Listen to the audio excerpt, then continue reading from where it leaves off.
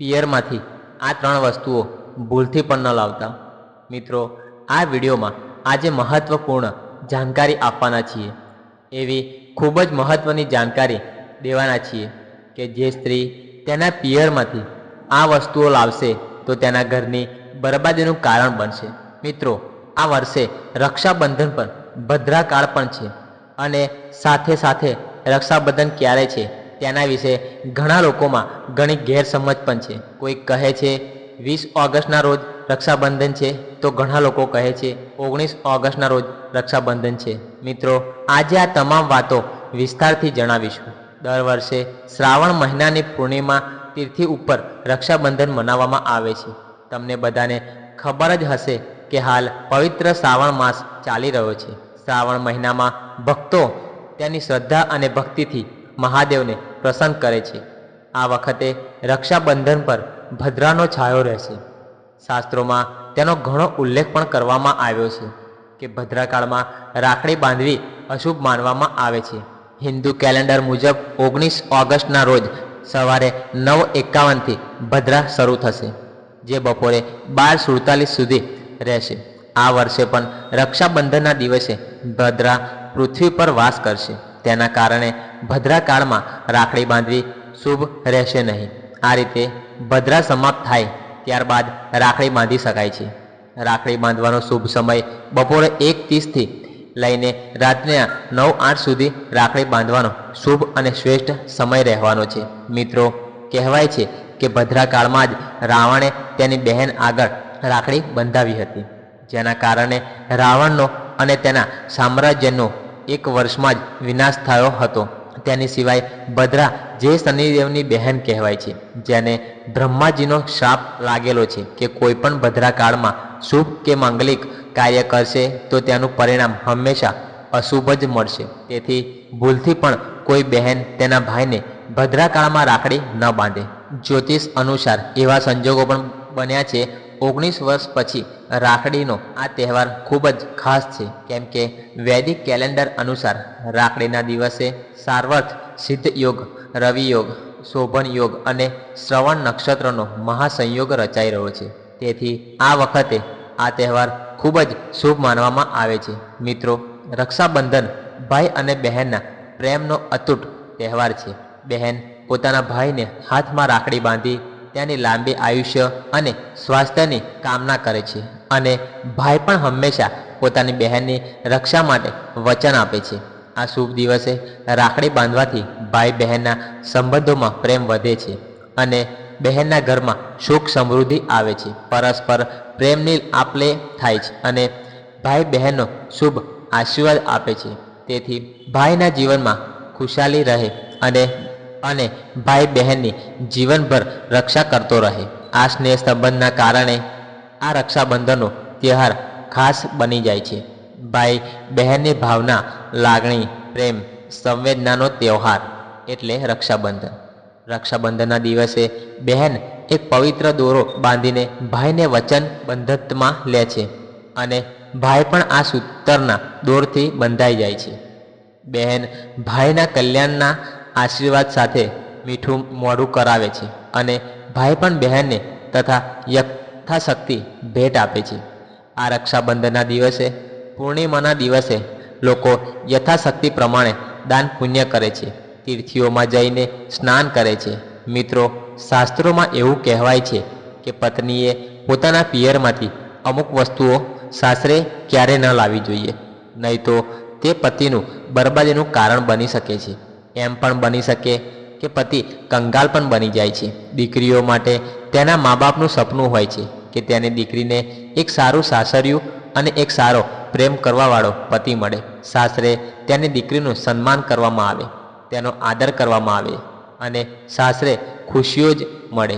પરંતુ ઘણી વખત મા બાપ એવી ઘણી બધી ભૂલો કરી બેસે છે જેના કારણે દીકરી અને તેના પતિને જીવનભર દુઃખ સહન કરવું પડે છે। દીકરીઓએ એવું વસ્તુ આપવાથી જીવનભર દુઃખ, દરિદ્રતા આવી જાય છે।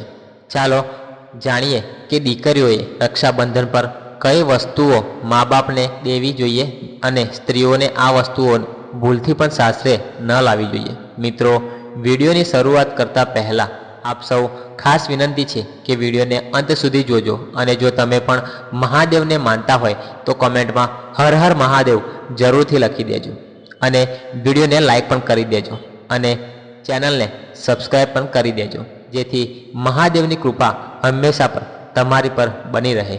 નંબર 1, કાચની વસ્તુઓ. કાચની વસ્તુઓ દેખાવમાં સુંદર લાગે છે અને કોઈને ભેટ આપવા માટે સારી લાગે છે. તેનો ઉપયોગ વાસણો અથવા સજાવટની વસ્તુઓ તરીકે થાય છે.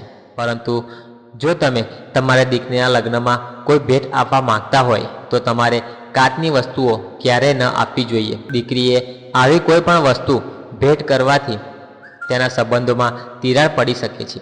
હકીકતમાં જ્યોતિષમાં વિશ્વાસ ન હોય તો પણ જ્યારે દીકરી લગ્ન પછી તેના માતા પિતાના ઘરેથી તેના સાસરે જાય છે ત્યારે તે તેની સાથે ઘણી બધી વસ્તુઓ લઈ જાય છે.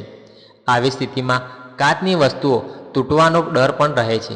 તેથી કાચની વસ્તુઓ ન આપવી તે વધુ સારું માનવામાં આવે છે. નંબર 2, મરચું. દીકરીઓને ક્યારેય મરચું ન આપો. તેનાથી તેના લગ્ન જીવનમાં કડવાહાટ ફેલાય છે. એવું કહેવાય છે કે દીકરીઓને સાથે મરચું દેવાથી તે બંને દંપતીના જીવનમાં એકબીજા સાથે સંબંધમાં ઝઘડાઓ વધે છે. તેથી દીકરીઓને ફળ અને સુખી મેવો જેવી વસ્તુ આપી શકો છો. નંબર 3, મીઠું. મીઠાનું કામ હોય છે ભોજનને સ્વાદિષ્ટ બનાવવાનું. જ્યારે દીકરીઓ લગ્ન પછી તેના ઘરેથી સાસરે જાય છે તો તેનો ધર્મ શું હોવો જોઈએ? નવા ઘરમાં પ્રવેશ કરતી વખતે બધાને સાથે લઈને ચાલવું, બધા સાથે સારી વાતચીત કરવી, એ બધા સંબંધોમાં મધુરતા ઉમેરવી. આવી સ્થિતિમાં જો તે માતાના ઘરેથી મીઠું લઈને સાસરિયાના ઘરે પ્રવેશ કરે છે તેથી સંબંધો બગડી શકે છે. તેથી સાથે જોડાયેલ દરેક સંબંધ ખારાશનું સ્વરૂપ લઈ શકે છે. એવું પણ માનવામાં આવે છે કે જો નવી પરણેલી પુત્રવધુ તેના સાસરિયાના ઘરેથી મીઠું જેવી વસ્તુ લાવે છે તો તેનું સન્માન હંમેશા પિયરના પરિવારના સભ્યો સાથે જોડાયેલું રહે છે. પરંતુ તેના સાસરિયાઓ સાથેના સંબંધો ક્યારેય સારા રહેતા નથી. તે સંબંધ ક્યારેય મધુર થતો નથી. તેથી દીકરીઓને વિદાય આપતી વખતે ક્યારેય મીઠું ન આપો. નંબર 4, ગેસ ચૂલો. લગ્ન પછી રસોઈની એક રસમ હોય છે. તેના રસમોમાં પુત્રીએ તેના માતા પિતાના ઘરે આપેલા ગેસના ચૂલાનો ઉપયોગ કરે છે. ઘણા બધા માતા પિતાની આ ઈચ્છા હોય છે કે તેની પુત્રીને વિદાય આપતી વખતે તે તેણીને ગેસનો ચૂલો આપે છે. પરંતુ આવું બિલકુલ ન કરવું જોઈએ. શાસ્ત્રો અનુસાર એવું કહેવાય છે કે જો નવી પરણેલી કન્યા તેના ઘરેથી ચૂલો લઈને સાસરીમાં પ્રવેશ કરે છે તો તેની સીધી અસર તે ઘરની પરિસ્થિતિ ઉપર પડે છે. આમ કરવાથી નવી કન્યા નવા પરિવારમાં પ્રવેશતાની સાથે જ તેના ચૂલા અને રસોડાનું સંપૂર્ણપણે પરિવારથી અલગ કરી દે છે, જે બિલકુલ સારું માનવામાં આવતું નથી. તેથી તમારી દીકરીઓને વિદાય આપતી વખતે તેમને ગેસનો ચૂલો આપવાને બદલે તેમને રસોડા સંબંધિત વસ્તુઓ આપો.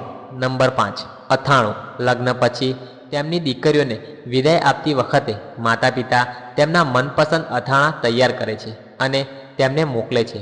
પરંતુ એવું કરવું ધાર્મિક રીતે ખરાબ અને ખોટું માનવામાં આવે છે કે જે અથાણામાં ખાવામાં ખાટા હોય છે તેના પતિ પત્નીના સંબંધોમાં પણ ખટાશ આવે છે અને ઝઘડાઓ વધવા લાગે છે. કેટલી વાર ખટાશ એટલો ઊંડો બની જાય છે કે તે પતિ કે પત્નીમાંથી કોઈ એકનું મૃત્યુ થઈ શકે છે. તેથી દીકરીઓને વિદાય આપતી વખતે ધ્યાન રાખવું જોઈએ કે તેને ક્યારેય અથાણા ન આપવા. માતા પિતાનો સારો સ્વભાવ ક્યારેય તેમની દીકરી માટે ભારે પડી જાય છે. નંબર 6, શ્રાવણી. એવું કહેવાય છે કે દેવી લક્ષ્મી પોતે શ્રાવણીમાં વાસ કરે છે.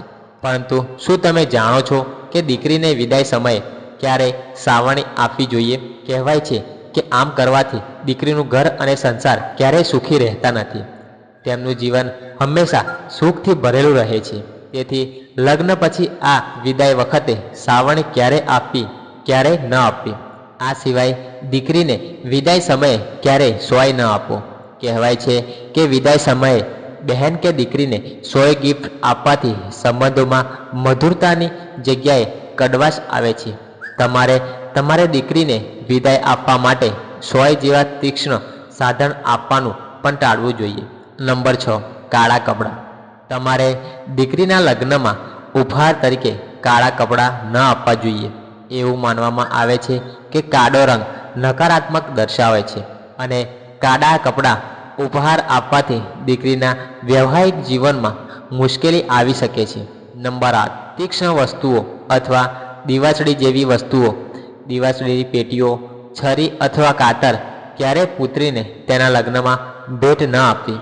એવું માનવામાં આવે છે કે તેની નકારાત્મક અસર પુત્રીના જીવનમાં વિખવાદ તરફ દોરી શકે છે અને કોઈ પણ કારણ વિના ઝઘડા તરફ દોરી શકે છે. તમારી દીકરીને ભેટ આપતી વખતે તમારે ખાસ ધ્યાન રાખવાની જરૂર છે કે તેને આવી કોઈ વસ્તુ ન આપો. નંબર 8, ભગવાન ગણેશની મૂર્તિ. તમારી દીકરીને વિદાય આપતી વખતે ભૂલથી પણ તેને ભગવાન ગણેશની મૂર્તિ ન આપો. તમારી દીકરીને ભગવાન ગણેશની મૂર્તિ ગિફ્ટ આપવાથી તમારા ઘરની સુખ, શાંતિ અને સમૃદ્ધિ પર અસર પડે છે. એ જ રીતે દીકરીને ક્યારેય પણ લક્ષ્મીની મૂર્તિ ભેટમાં ન આપવી જોઈએ. તમારી પુત્રીને દેવી લક્ષ્મીની મૂર્તિ આપવાથી દેવી લક્ષ્મીનો નિવાસ તમારા ઘરની બહાર નીકળીને તમારી પુત્રીના ઘરે જાય છે. આજની વાતમાં આટલું જ. ફરી મળીશું નવા વિડીયો સાથે. મિત્રો, વિડીયો પસંદ આવ્યો હોય તો વિડીયો લાઈક અને શેર કરી દેજો અને અમારી ચેનલને સબસ્ક્રાઈબ જરૂરથી કરી દેજો. જય શ્રી કૃષ્ણ. હર હર મહાદેવ.